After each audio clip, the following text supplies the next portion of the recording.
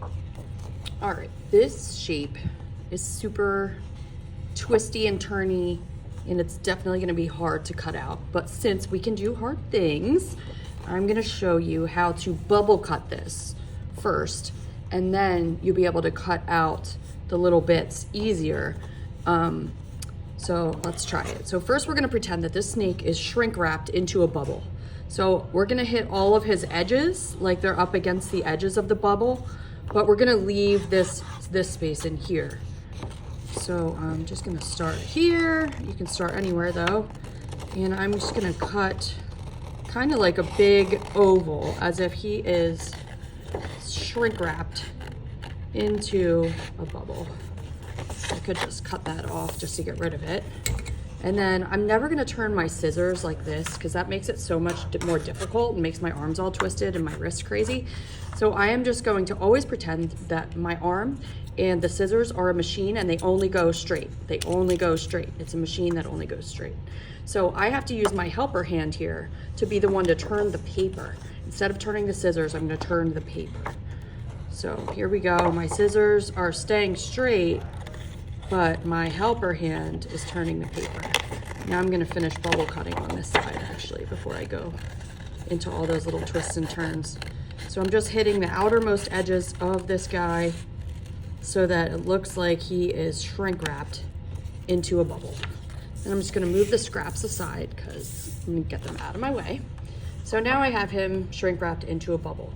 Now it's a smaller piece. It's easier for me to not have things flopping around. I can turn my paper easier, and remember my scissors are always gonna be straight. So I'm just gonna like lock my hand here like this with my scissors straight, and I'm going to start cutting here, and I'm gonna turn the paper. Scissors are always going straight away from you, and I'm gonna let my helper hand do all the work. I'm gonna turn the paper, not the scissors. So your scissors hand is just responsible for going up and down with the scissors. Your left, well, maybe it could be your right if you're left-handed, but your helper hand is the one that is doing all the turning. So straight, straight, straight. Turning my paper, keeping my scissors straight, turning my paper. My hand with the scissors is chomping slowly and carefully, while my other hand is turning the paper. Anytime I can snip off a piece and just push it out of the way, I'm gonna do that just to get it away and get it out. Good morning, my name is Colby.